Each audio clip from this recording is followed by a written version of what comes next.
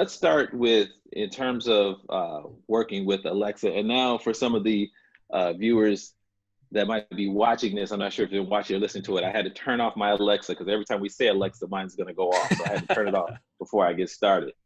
But some of the key things that we can look at is easy ways for churches to get on Alexa and work with that platform is to take their current podcast, their current messages, and you can utilize those and make those into messages that people can listen to on Alexa. That's the easiest way, the lowest barrier of entry to get in. But when you're looking at Alexa and how it's getting into everywhere, into every, pretty much all aspects of our lives in terms of digital homes and all the other devices that we're starting to use, getting on Alexa is just another aspect of being able to take the message to wherever people are at. And as long as Amazon's leading the charge and putting Alexa in all these devices, I think here's something that Alexa was in that I didn't even know was even possible, but I saw that there was an Alexa controlled Christmas tree. So instead of even having to plug it in, you just talk to the Alexa and it controlled the Christmas tree in terms of what type of lights you wanted to use or colors you wanted to have and stuff like that. But when you start thinking about how Alexa is going to be everywhere, just as easy as Alexa is to control your Christmas tree, Alexa can be utilized to say, hey, I want to hear a message, a word of encouragement, or some type of a message that your church has for someone to reach them right where they're at. And all it's about is just taking the message to where people are at. So can that happen organically, or in the case of Alexa, does somebody have to be specifically looking for the message from your church?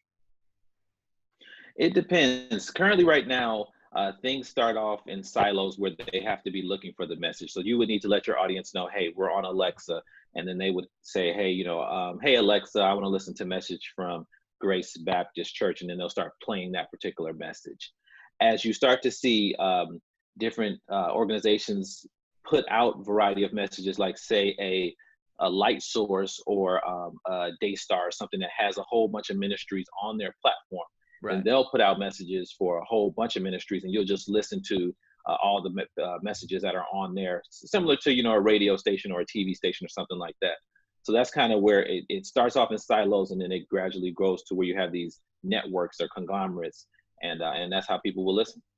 So scale of 1 to 10, how difficult is it to get Alexa to play back, a specific sermon or a specific series when somebody asks for that? I'd say scale of 1 to 10 right now, it's probably, in terms of actual difficulty, it's probably about a 4 in people understanding how exactly the commands to use. But the hard part about it is saying how to get your message on Alexa and people grasping the concept of how that actually happens makes it an 8, because it just seems like it's something that people are not familiar with. So because they're not familiar with it, they're uncomfortable with it and they don't understand the process. And so that's where someone like me comes in and says, hey, you want to get on Alexa? It's not super expensive. It actually can be done for free. You just need someone with the expertise to explain to you, this is how it can be done. Here's the content that we need from you. And then we put it all together, and it's just much easier. Just like back in the day when churches were trying to figure out social media, trying to figure out how to create a church website, and they thought they had to hire a developer, then pay them thousands of dollars, and then you start to see, no, you can actually have a free website that's just as effective, but the person with the expertise to do it and explain it to you and not take advantage of you, that person hadn't manifested yet. Right, and I think that now's the time. If you are already creating audio versions of your sermon in some form, or if you have a podcast in some form, now's the time to figure out how to get into Alexa, how to get on there and start encouraging your people to use it, because 5 years from now, it's just going to be part of our conversation in the way that Siri was when it first started, right? At first, it was like a very, very small percentage of people used Siri for anything other than like, Siri, tell me a joke, to try it out, right? And now it's just part of everyday life. And I'm convinced that Amazon and Alexa are going to be moving the same direction. So now's the time to get in that space so that when people get used to it, you're already there. Exactly. And that's the key part of it. So many times we're seeing churches, when it comes to these digital platforms, technology, anything, they're behind the curve.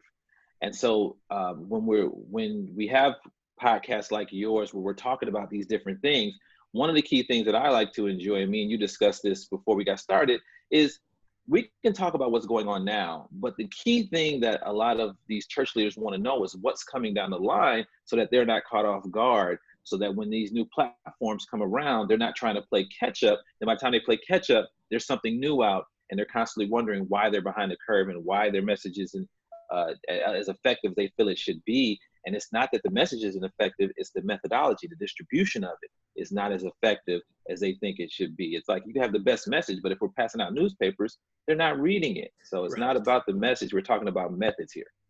So give me some ideas. Aside from the full-length sermon that we could put on Alexa to play back, what are some other things that we could either create or repurpose what we're already doing that would really resonate with somebody who's using Alexa? So I think one of the key things is if we look at scripture of the day. So if we looked at the message that the pastor preached for that week and what was the key verses that they used, and we could have those type of scriptures put into bite-sized nuggets. So for someone to say, hey, what's the scripture of the day? And just give two quick minutes of a motivational message or that scripture read to them to help them start their day. But that's one of the key ways that I've seen people utilize Alexa as a way to help them get started and grow their audience in bite-sized nuggets, as opposed to 30-minute, 45-minute entire sermon. We focus on the nuggets and stuff like that. Daily devotionals. Daily devotionals are another thing as far as helping people, just giving them encouragement and stuff like that.